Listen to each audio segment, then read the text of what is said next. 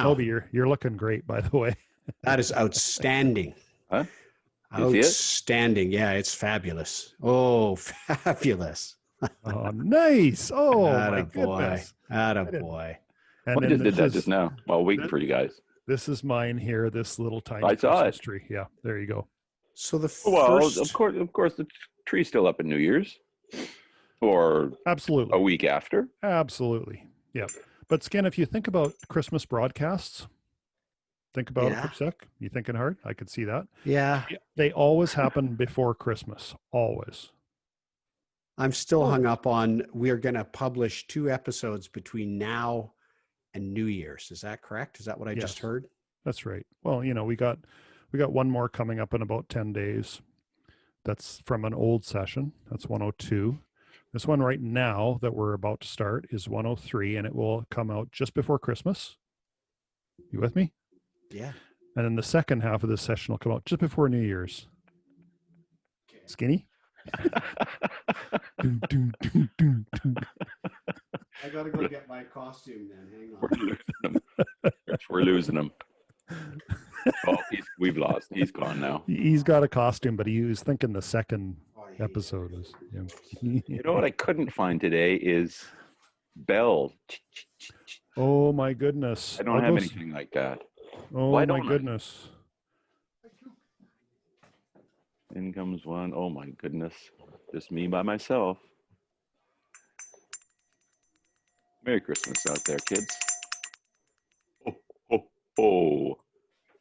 It's beginning to look a lot like Christmas. Everywhere we go.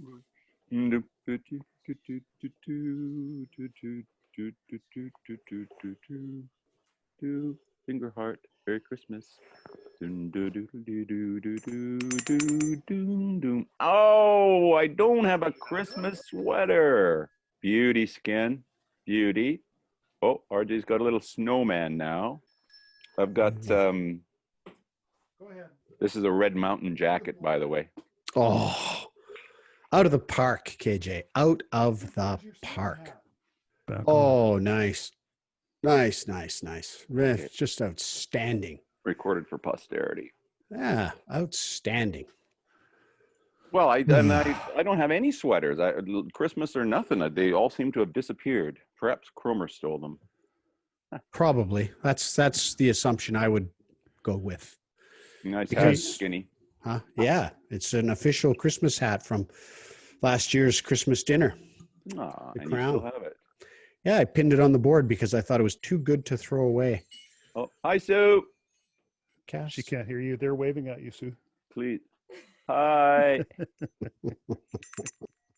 What a production, man. Yeah, there's a lot going on here. See this? See that decoration right there? It's a green bell. You can just barely see it. Huh? Yeah. That baby is from 1948. Wow. How about that? Huh? That's pretty amazing. Pretty amazing is right. Maybe you can pull it in for a close-up at some point. No chance. Not a chance. I'm not going anywhere near that tree. No way. Hey. No how. See that cigarette machine over there? Yeah. 1956. Is that really it? It says so inside. Cool. Hey, you see this here? 1956. 1957. I'm the young man in the crowd. Oh, yeah. Congratulations. This is actually the first time I've ever worn a Santa hat in my entire life. Oh, well, Well I think that our listeners should just take a moment, maybe have a cigarette. I think they're experiencing something that only Shed Dog faithful get to experience. That's RJ in a Santa hat. KJ, I mean, nobody can see this thing, but KJ is wearing a Red Mountain ski jacket. Jacket is red. It's very festive. And he's also wearing a Santa hat, and he has somehow challenged the limits of technology and come up with the Korean love fingers, that we have on our hats, finger heart that we have on our hats. It's right there in his Santa hat. It's just outstanding. KJ, I'm just reaching out to pull on your beard to see if it's real. Yeah. Oh, Jesus. Yeah. And I want to make a wish too. And I expect you to deliver. Merry Christmas. Hello. We're here. Welcome, Merry listeners Christmas. and viewers. Look at the production values. Chingy, If chingy. this doesn't send people to our YouTube channel, nothing will. This is outstanding. There's trees, there's decorations. We look like Bing and David Bowie. It's all we're missing is David Bowie crooning some Christmas tune. It's very festive. I think you guys have outdone yourselves. Skinny, when did you put your tree up? Yesterday, Oh. specifically for this recording. Oh. And again, about 5 minutes ago. Oh, does that? So this tree, although it looks surreal in terms of its realness, it looks more real than real is what I'm trying to say. A little too real looking. It's very real. It's super perfect. So very perfect. Suspicious. Anyways, I was moving it into position behind me here. And on the bottom, it has a little stand that is normally in an X like that. And as I moved the tree, the X went like that. And the whole tree just toppled over. Well, the bottom segment and the middle segment detached from each other. And this was about 2:31 or 2:32 when I'm supposed to be sitting in here being all Mr. Holly Jolly. So I had to haul the whole thing up and just plop it back together. It actually looks okay. It survived. I don't think I even broke anything, but wasn't really the kind of start I was looking for to our afternoon, boys. Not. Hey, I read a stat on those artificial Christmas trees. And after 20 years, they've paid them for themselves environmentally. oh, You know what I mean? Like yes, after, I do know. Yeah, that's good. That's very good. And I mean, I think that the soil that tree farms typically use is not exactly high productivity for anything other than animal feed, probably, generally. It's usually kind of crap soil. Dogs didn't like that comment. Oh, the Christmassy sounds of dogs in the background. It's very nice. It's pleasant, Skin. Who's there? Excuse me, just for Is there a cougar at the door? There better be. There better be just some great big gigantic massive threat. Because you guys. Dad, come and see. Is Skinny at his best when he's cranky like this? I think he's at his best. Yeah. I had to give Tuca talking to today. Oh boy, he was just a terror at the dog park. How about none of that? Eating other dogs? Yeah, like our next door neighbor had his dog there, and the first thing Tuke did was knock him over. I had a speaking to with that dog. Welcome back, PJ. I like your sweater. Thank you. It's very warm, but it's very festive. Very festive. Angie, the accountant, gave me this as a Christmas gift a few years ago, 3 years ago. Yeah, we followed that sweater is well known to Shed Dogs fans, I believe. Yeah, I believe it's still featured on our webpage. And in case anybody is under any misapprehension about what's going on here, this is the first ever Shed Dogs Christmas special. In other news, I finished filming last night on the North Shore, in the North Shore Studios. Good. My call time was 11:30 a.m. and I was used for exactly 15 seconds at exactly 9:15 p.m. Wow. That was my day yesterday. Wow. And I took my first Uber home. Oh, you did? Yeah, that was a treat. Is that a little bit scary? No, not at all. Farshad was the guy, and it was $15. $15. And the cab North Shore Studio to my home. Would have been like 25 or 50. 30? 50? 35, 40, I bet. Mm-hmm. So I'm thinking. So, I don't know. Let your dollars do the walking. Yeah, I think that's their model is they lose money to try and get people used to using them. Apparently there are high peak times when everything all the prices just go up. Yeah. Yes. Isn't that how it works? Yes, it is. When everybody's scrambling for an Uber, all of a sudden they're $50 instead of 15. I'm just watching Skin's face. He's completely lost. We've lost him for another 10 or 15 minutes until he fully confirms one way or the other. What did Edward G. Robinson say and when? Well, I was all excited because I found a clip where Edward G. Robinson's face is there, but it's Billy Crystal saying the quote.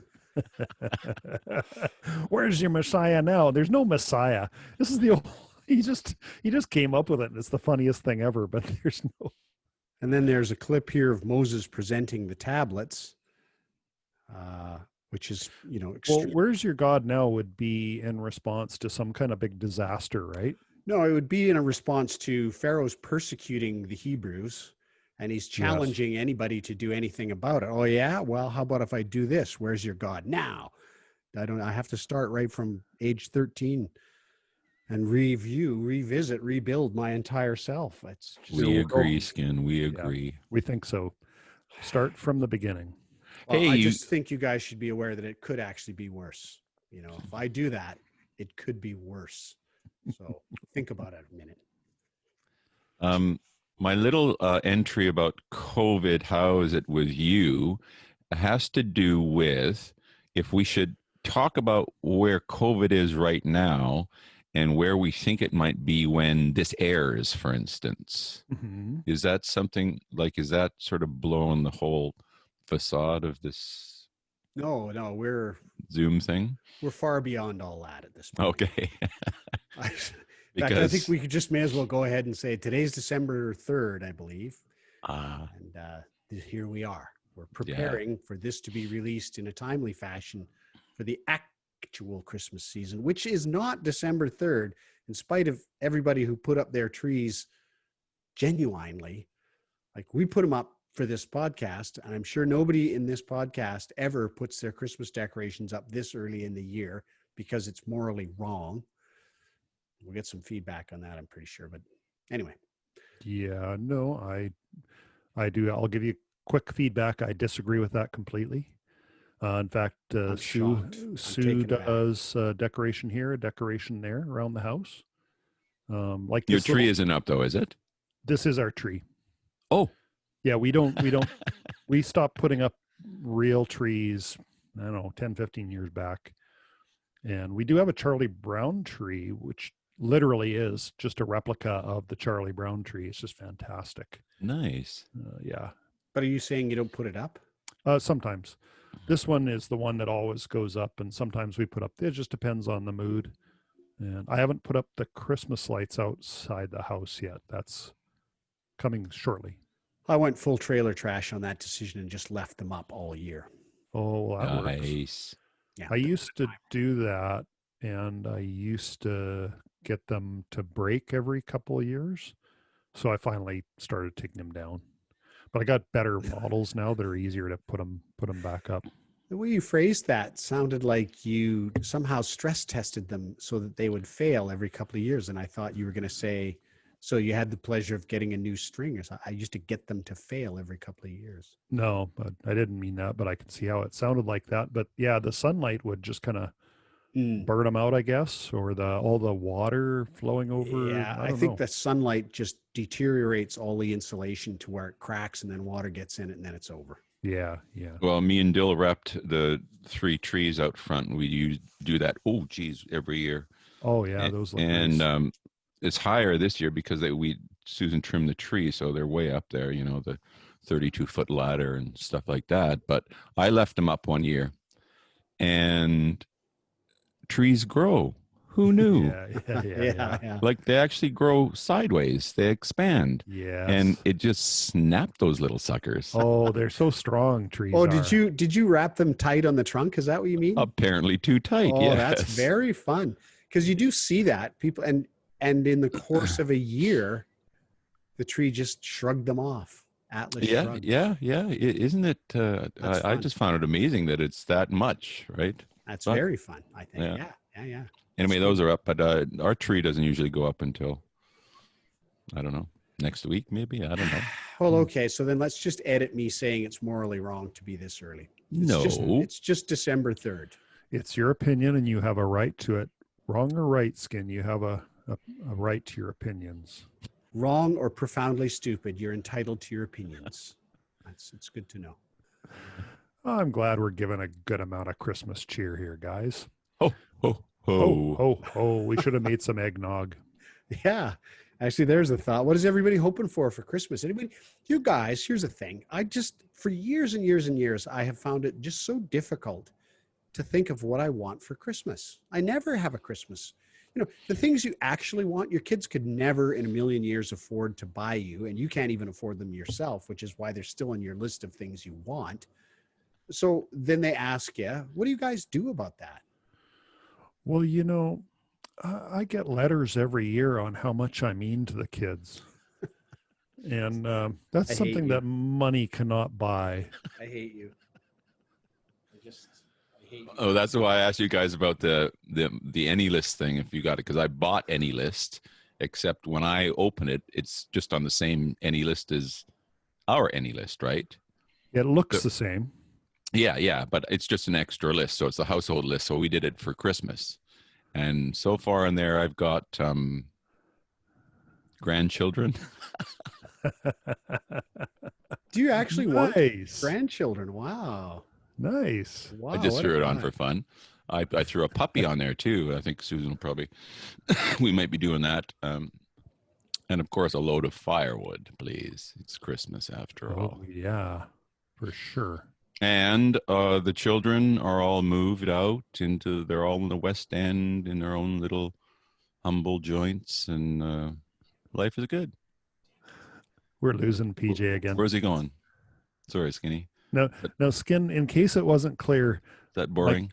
my kids don't, No, not at all. I'm filled they- with deep envy is what it is. in case it's not clear, my kids don't write me a deep letter on what I mean to them every year. I guess you knew that. I was aware of that. Yes. Okay, I was good. aware that you were never going to answer my question with any kind of real effort. It was just only going to be some ironic nonsense. Well, we don't do gifts. We haven't done gifts in our family for a long, long time.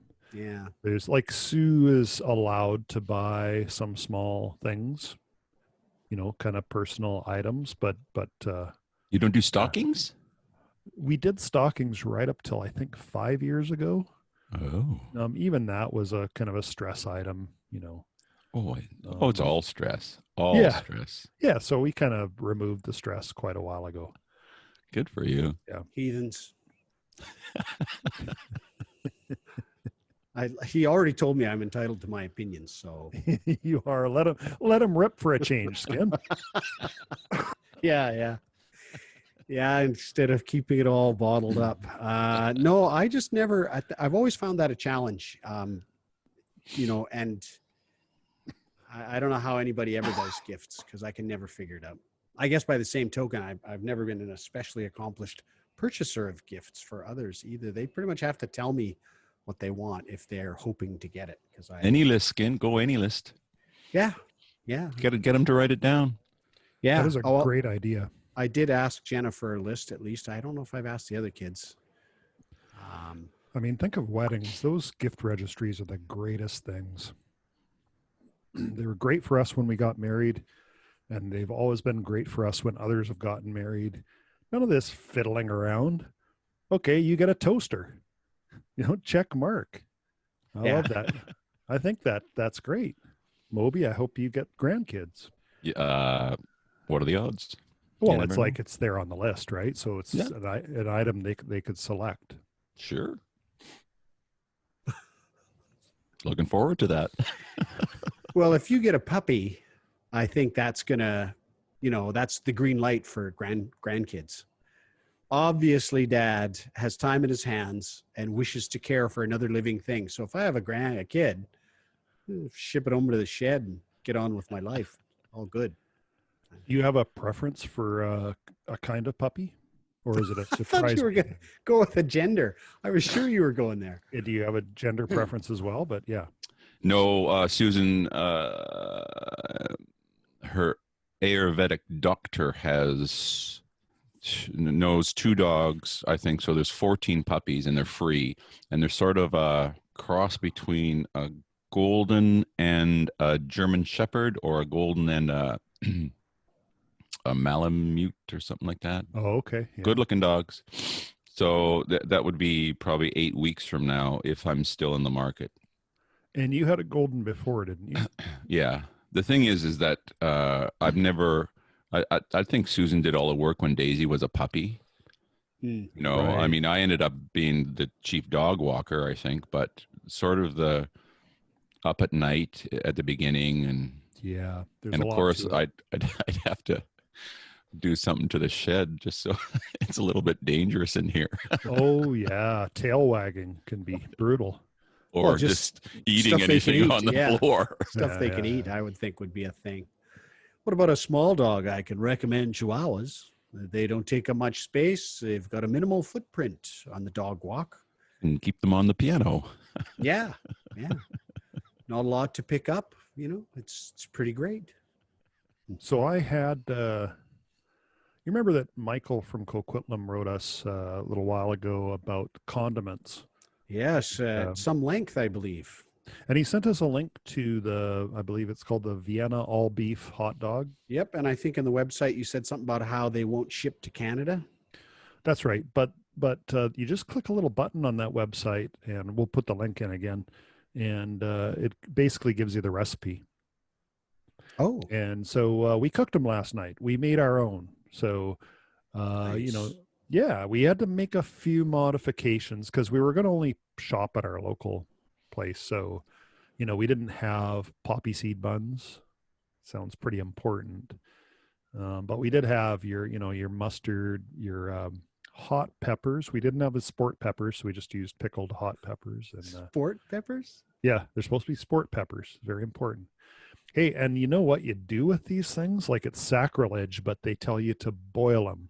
And I think you guys probably agree that boiled hot dogs are not the usual way that you would want to do them. Is that right? That's the way we had them when I was a kid. But Yeah, us too. Us too. I really prefer them barbecued or So they're very particular. They don't explain why, but they're very particular that you bring the water to almost a boil or just barely a boil, and you put the hot dogs in there for 20 minutes and make sure that it never returns to a full boil. Like it's got to be either super hot, almost bubbling, or a mild simmer. Not sure why, but that's what we wow. did. Yeah. Can you go back? Did you say that you actually made the hot dogs? Well, not the wieners. We bought Oh, them. I thought that that's what you couldn't get. Well, I believe we got the wieners as well. And have you guys noticed if you ever buy them? Because I don't think they're that popular anymore to buy at a supermarket. But wieners are tiny. No, I haven't You- noticed that. I haven't If you bought don't one in buy quite a while. Smokies, the standard wiener, I'm sure there's grand like large size, but the standard wieners are just these tiny little things. Like slightly larger than cigarettes. Donald Trump size, what I'm saying. Well, sorry. So what couldn't you get? Oh, we couldn't get sport peppers. We couldn't get poppy seed buns. So we just, substituted where we had to. Oh, I thought you said something about they're only sold in Europe or something. Okay, so you can actually order these if you live in the States. They will actually ship you the wieners, the buns, the poppy seed buns, the sport peppers, and the celery salt, and one or two other ingredients. Oh, okay. Yeah, so anyway, we made them last night. They were quite good. You steam the buns, which is quite a nice thing if you think about it. You just take the buns, however many you're going to do, you take them in their bun bag. You kind of make sure the bun bag's not wide open, but that steam can get out of it. And then you microwave them. Ah, Yeah, yeah. And then you basically pull out these buns. They're nice and fresh, but they have a little bit of a moisture to them. And I have to say, they were quite good. Here's my theory on the water business. I've been thinking about that. I guess if you boil them, they probably split. And if you don't quite bring it to a boil, they cook but Right. don't split. I bet that's what it Right. is. Absolutely. good one, Skinny. Yeah. I had leftovers at lunch today. I had two more and I microwaved them. I wasn't going to spend 20 minutes carefully simmering. Nice. Ignatius J. Riley, wherever he is, he would approve of those dogs. That's a literary reference for our fans out there. Yes. Michael from Coquitlam, thanks for the recommendation. They were really good. Oh, and Michael from Coquitlam, feel free to direct your outrage at RJ's careless fooling with the time-honored recipe. I mean, adaptation is all fine, but I think it was quite disrespectful. So make sure and send him a flaming hot mail for that. Yeah, I have to agree with you. It was kind of disrespectful, but we were hungry. Yeah, So- that incurs maximum disrespect. Hunger knows no God. We didn't do deep planning. Like, where do you drive to, You know, theoretically, we're not supposed to drive into Vancouver at all, you know, like you're supposed to stay in your health district. Oh, Yeah. Yep. I don't even know Or what my else. health district is. Is it, You are Vancouver Coastal. are you Is that correct? not? Is that right, Yeah, Moby? yes. Yes. We're Fraser. No way. Yeah, Fraser Health Reason. And, you know, you'd think, oh, those Fraser guys, stay away from them, right? Absolutely. You But I guys are, think you Vancouver guys are holding back your stats. If you actually look at the curves, you go, what the hell is going on, Vancouver? You know, they already got busted the one time for not giving their ICU stats. Hmm. Yeah. well, all I know I'm is all ashamed for those, the whole region, just so well, you I, know. I, I still feel Good. superior to Fraser because those fundamentalists out there, Oh, I know. It we've got to is. gather. We have the right to worship and get COVID and then go into public health to get It treated, is. all of Yeah. that stuff. Yeah. The Where's your fundamentals. Messiah now for them Oh, too? Yeah. I know. And as long as they don't get sick, there's like, where's your COVID now? Yeah. But, Yeah. but it catches up to them every time. Well, so back to Moby's point a few minutes ago about where we think when this airs, I think personally we'll be in just full on lockdown. And really the reason I think it is because school will be out anyway. So, a lot of people won't be working anyway. We won't take a big economic hit and the government will be seen to be taking some action. So that's what I think. Yeah. I mean, we're already in fairly heavy lockdown, correct? Yes, except for, I mean, again, I haven't looked into this, so I will actually be a bit careful about what I say. I don't know really where the exposures are really coming from, but if I was going to take guesses top down, they would be restaurants, bars, school, and work. They shut down hockey today, right? Adult hockey, Yeah, yeah. because of So, those. so we were shut down. They had one game on Tuesday, and then they shut down again yesterday. They done again. So, Yeah. So those are all true. And the one big one, Sue's keeping an eye on this a lot. And the one big one that I'm sure you guys will agree is still the old folks, the care homes. mm, The care homes are an absolute hotbed right now. And that's hard to stop. Why? Because care homes in Canada are an international travesty. mm. They're private, they're not part of the public system, they're not held to any kind of real standards. And the only way to make a real profit is dial back the nursing levels, dial back a whole bunch of shit. And that's what we have right now. Yep, I support the NDP push to make those part of the health system for sure, because we're going to be going into those places, and I don't want to be going to a privately run one at all. Well, I think there's universal healthcare where you have to go through the province, and that's worked well overall. But I would think that for care homes, you would have a provincial option, but you wouldn't want to stop wealthy people from going to a high end care home, would Well, you? actually, I would like to stop wealthy people from doing that because that would discourage them from limiting funding for the public ones. If you're wealthy and you can go to a nice spot, you sure as hell don't want to be spending your tax dollars. You don't want your taxes raised to fund other people's. That's the whole thing, right? But the thing about those care homes is they're not 100% medical.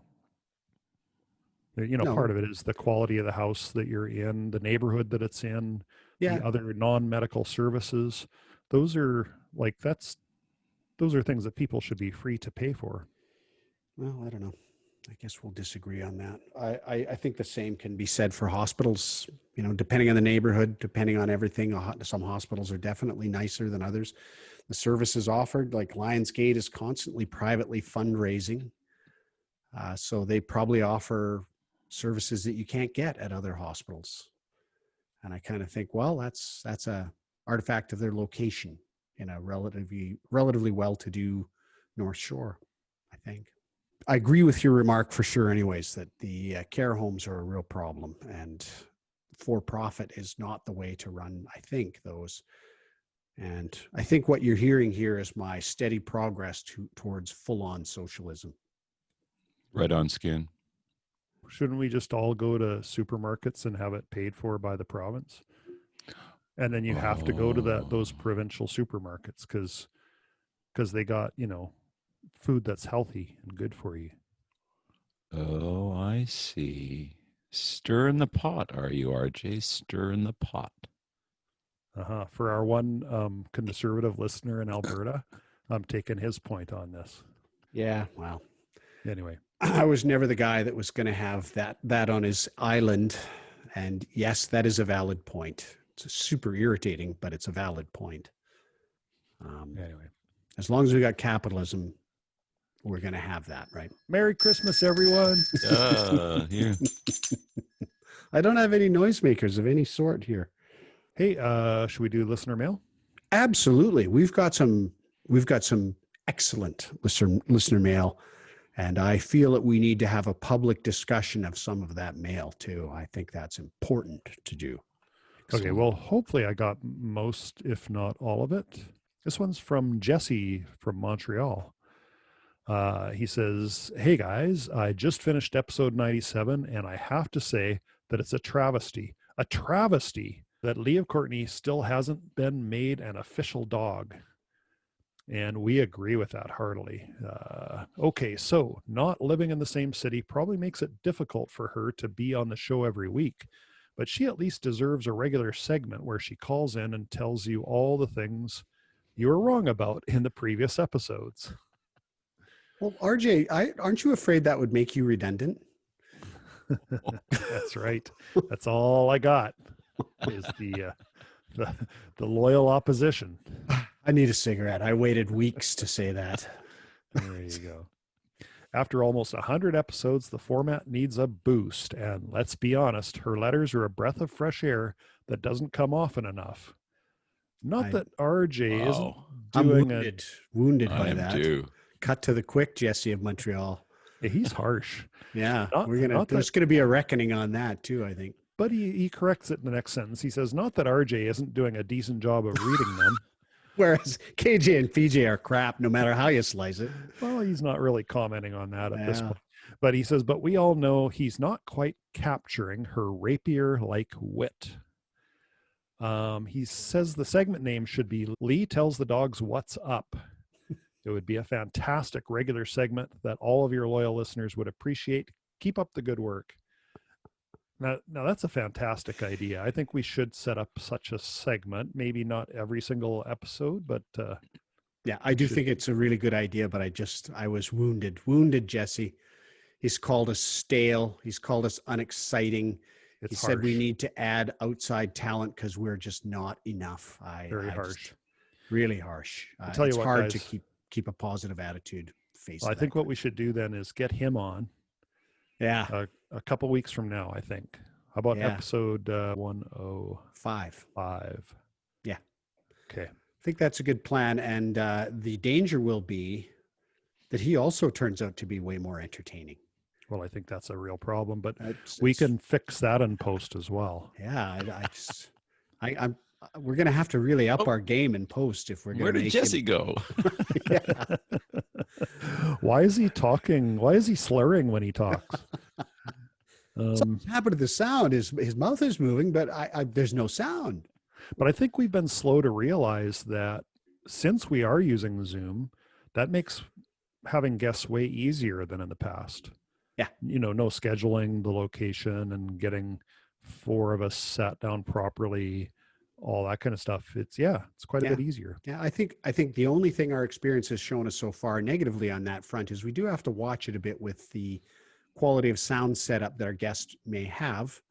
But I don't think that's a huge problem by any stretch at all. Not really, no. I think that's probably easy to fix. I think in Jesse's case, his company does video production. And it's funny, he sent me a note asking because he might be setting up a podcast for his company. Oh. And he asked me a little bit about our techniques. And I sent him way too much detail. Yeah. But at least I said up front, I'm sending you way too much detail. So there's that. And then really, he just wanted to know mostly who we use to host our podcasts. And he understands things like RSS feed and all the technical stuff. So he did get the information he needed, and he, complimented us on the detail, but they totally know how to record stuff. Send him the guide, RJ. Send him the guide to production. I did. I totally did. Yeah. Good. Because that thing is a work of art. I don't care what anybody says. Yep. What? I don't care what anybody says. I get what you're saying there. Well, yeah, actually, that was more a reference to me taking shots at you earlier in this podcast. And in spite of my taking shots at you, I have to say that a guide to production, is a constant source of amazement to me. And I just think, holy Dinah. Yeah. There's that old joke, right? When you say, I think you're a great guide, despite what everybody else is saying. Yeah, it's the left-handed compliment. Yes. You got a great face for radio, that kind of thing. Yeah. Um, Okay, so that's it. That's good email, though, and yes, I think we should look into that. We'll probably get feedback on this episode and that suggestion, so that's good. Look forward to hearing about that. Yeah, new comment on episode 99, the time warp again, is from Tim Weber. It says, Re 99, hey KJ, I was /M, the hippie dude. Now that would be a reference, KJ. What's that a reference to? To the big Saturday Night Live musical Puddin', and he starts the show out and takes our two heroes on this crazy trip to rekindle their marriage. And I auditioned for it, and he got it. Oh, he got it. So just to be sure that our listeners are tracking, KJ, this is the production you've recently wrapped filming on? Yes, just yesterday. The Lauren Michaels production. That's right, yeah. All done. Merry Christmas. So Timothy is rubbing this in your face, is he? Yeah, but I'm pretty sure I got way more days than he did. Well, maybe he said you were getting bugger handles. Maybe he meant bigger parts or something. I don't know what that is. Bugger handles. Bugger handles. Maybe you're. Well, if he listens to this one, then maybe we can. Maybe he'll clarify that for us. All yeah, right. Yeah, absolutely. Right in again. That was a pleasant surprise to know that the industry is watching. Hey, Tim Weber, how's it going out there? We had Huey a while back saying, haven't heard number 100 yet, but I wanted to congratulate you guys on your podcast milestone. Thanks, Huey. Yeah, Great. thanks. That was nice, I thought. This one's from Uncle Mike from Rosslyn. Hey, dogs. Congrats on making 100. Regarding Musty One, if you guys, our listeners, remember, Musty One is a YouTube channel that PJ and KJ watch on a regular basis. Mike says, I love that YouTube channel. I've been watching for a few years and agree it is very soothing. Lately, I've been watching Matt's Off-Road Recovery. It is a show about a crew that pulls stuck 4x4s out of the desert around Hurricane, Utah. Been there, rode mountain bikes with my friends. Isn't it fun sitting in the shed again? Well, that's a little sad, isn't it? We're back out of the shed again, except for KJ, who's, as you can see, if you see the YouTube channel, he has an amazing setup right now. No fire, though. And he follows up, oh no, wait, back to the restrictions to slow the spread. Well, at least you have the talent to edit, PJ. Oh, and congratulations on the Jesse Award. This is for KJ, Best Actor in Small Theater. That's awesome. I really like the stories of the SS McNulty. I actually delivered Joanne to university in it. That's the truck. Had to change oil near Elkford, pulled into a gravel pit to dump. Bad now. Loved the Dirty Dancing plot discussion, Rich. Now Skin does not have to watch it. Uncle Mike from Rosslyn. And I'll just tell you, Uncle Mike, Skin does not plan to watch it either. Just to be clear. I just don't think it could ever hold a candle to the plot review that we got treated to there. So no. Did you at least watch the couple links I sent? Just a couple minutes. Yes, I did watch a bit of those. You've seen all you need to see pretty well. Yeah, that's right. Hey, I watched the guy take apart I don't know, this two-stroke engine I assume it's Musty. It's the guy who did the forklift, and that is Musty One. Yeah. And I did finally see that forklift episode just the other day. Oh my God. It was 45 minutes or something, but it's just the most interesting thing in the world to watch. I tell you, it really is. If you really want to have some fun, check out a video when he does work on a Volkswagen engine, because he's a Volkswagen nut, and he explains as he goes what all the bits and pieces of the engine do.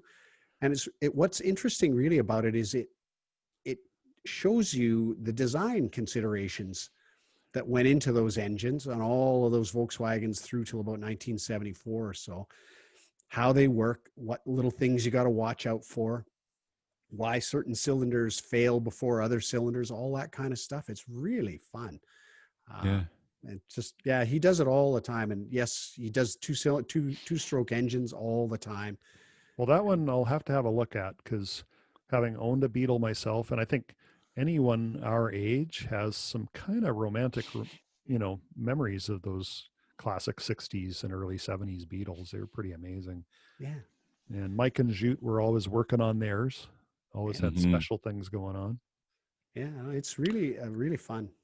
Anyway, back to the two-stroke, which the guy takes it apart and everything. He says, well, let's see if this is going to do this. And he just experiments, right? And he actually gets this thing running with half the engine open. And so you can see the piston on the other end. And this side, it's been broken. That's why the engine failed in the first place. There's no piston there or anything. He's fished out all the little parts at the bottom of it. And then he runs it with the camera looking inside the motor, and the other one's that's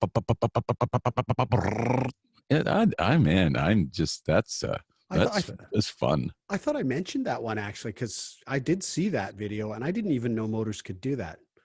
I just didn't think it was possible for any two-cylinder motor to, but because it's two-stroke, I guess, it just develops half the power that it used to, because now it has one cylinder. I did see that one. And one of the fun things about it, not only do you get to find out that it does it, but we tend to have a certain amount of illiteracy around RPMs. So, you kind of say most motors idle sort of around 1,000 RPM, 800, something like that. And you don't really think about it.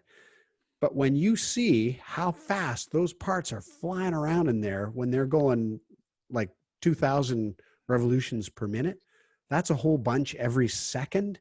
That stuff's just flying around in there. It's kind of amazing to actually see that all the motors that run that we take totally for granted, they're just flying around in there. And then you start thinking, yeah, and they've been doing it for like 150 years too. Yeah. All these motors. It's just crazy. Anyway, that's fun. Yeah. Thanks for reminding us, Mike. Yeah. Yeah, thank you. And that's the end of listener mail. Oh. Was there not one from Lee in there? I believe there is. Yeah, you can look for one maybe while we proceed. Hey, I see. I guess you're probably aware that Apple's got their new Macs out. Yes, with the new M1 processor or whatever it is. Exactly. And I think I was mentioning to you earlier that if you replaced your MacBook Air, you wouldn't want to do it with a brand new one until these ones came out. And people are just raving about them. Yeah, and there's not a fan. It works without heat or something. It's just that they use so little power that it's fine. It just does fine without. And all they've done is they've taken that same processor that's in your iPhone, which is actually very powerful, and it doesn't have a fan, so it's basically that they upgraded it. But right. Yeah, so if you do ever get in a situation where you want to upgrade, you in particular, because you almost 100% use Apple software, meaning you don't have your own apps that are non-Apple. Yeah. And and of course the non-Apple apps, they run pretty well on it as well. It's just that you would want to make sure that they run properly. So the new MacBook Airs are out then? Yes. And are they more expensive? No, they did not go up in price at all. Oh. And yet they're faster than the computer I'm using right here, my 2019 expensive iMac.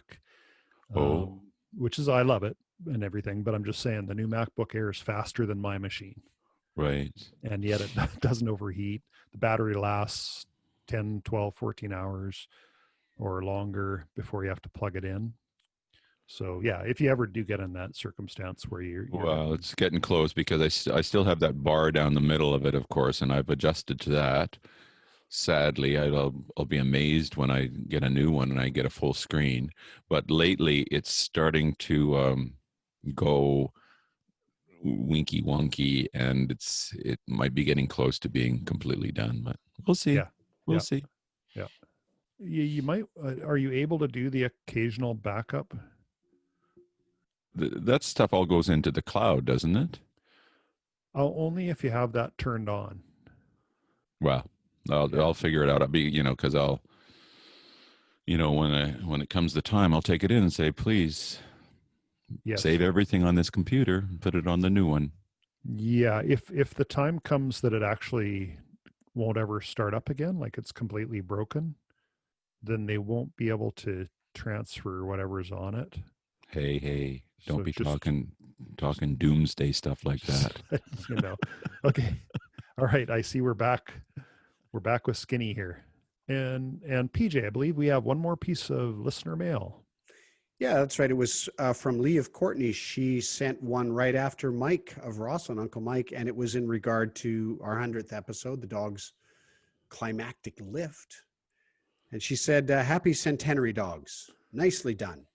I always like a good movie discussion, although as one who can lip sync to about 500 movies made in the 30s, 40s, and 50s, the golden age of Hollywood, considering Dirty Dancing and Risky Business, quote, classic movies, unquote, was a bit difficult for me. But nonetheless, PJ, you should go see Dirty Dancing, and KJ, you should definitely see Gone with the Wind. Scarlett could absolutely put Baby in a corner. Thanks, Good Lee. job. Good I'll job get all being over that. Yeah, and I appreciate that you said baby in a corner and not the corner. Got that quote right. She's probably can. Honestly, she probably can. And there's another one from her too with regard to episode 99. And she refers to that as the Wayne Gretzky episode, On the Edge of Your Centenary. Amazing and way to go. Nice, tight episode. The Dennis story, that's Brother Dennis of Rossland, is incredible. It's the kind of thing that could be a movie. A sad, strange, Better Call Saul type movie. And KJ's new gig, Schmigadoon, seriously? Oh, a Seven Brides Brigadoon spoofy show. Only a Canadian comedy genius could even think that up. I'm trying to picture it and still quite can't do it. But I'd rather try to picture it than picture the creepy ASMR videos. Isn't that episode creepy? Again, I'm wounded. We're just being battered here in this session. But yeah, creepy. Do you find ASMR videos not creepy? I think she was referring to our attempts to do ASMR type speaking right here in the podcast. Okay. I'm sorry, what is that referring to? Well, those videos that people go to sleep to, they use to relax. Oh, right. Everything is whispered. Oh, I think Lee probably found us whispering.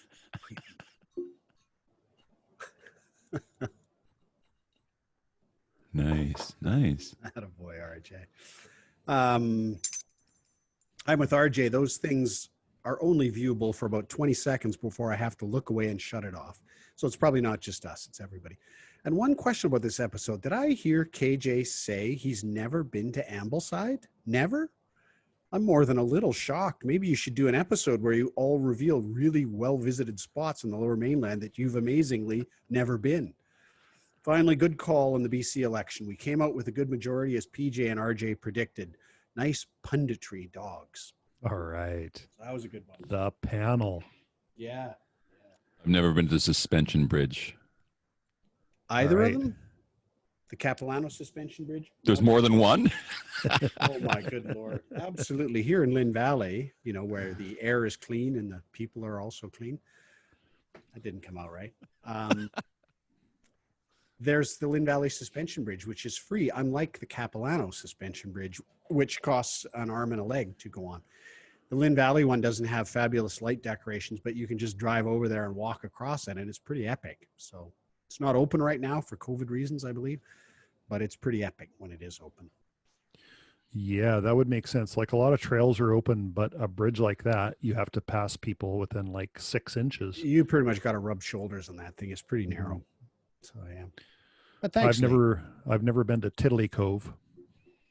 Me neither. Where's that? Near Newfoundland? Ambleside. It sounds like it, doesn't it? But it's near Ambleside. I think. Is that right, PJ? I don't know. I don't know where Tiddly Cove is. I do think it is We'll near go Tiddly. Ambleside. We'll go Tilly Cove, Morton's Harbor, Tiddly Cove. My dad used to say Tiddly Cove like only, really snooty people went there, right? Oh, I suppose you could go to Tiddly Cove. There's a certain sneer whenever he said it. That's I don't know. I don't know what. It's the old thing, right? Of course, I don't know what I haven't seen. I don't know. Well put, Skin.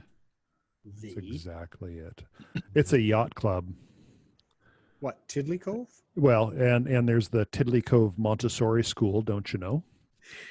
I don't know. Like, if a kid was wearing a sweatshirt that said Tiddly Cove Montessori School, don't you think, wouldn't the back just say, feel free to bully me? Wouldn't that be written on the back? I think it would.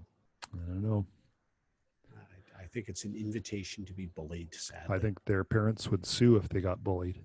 Oh, absolutely. But that's little compensation to the kid.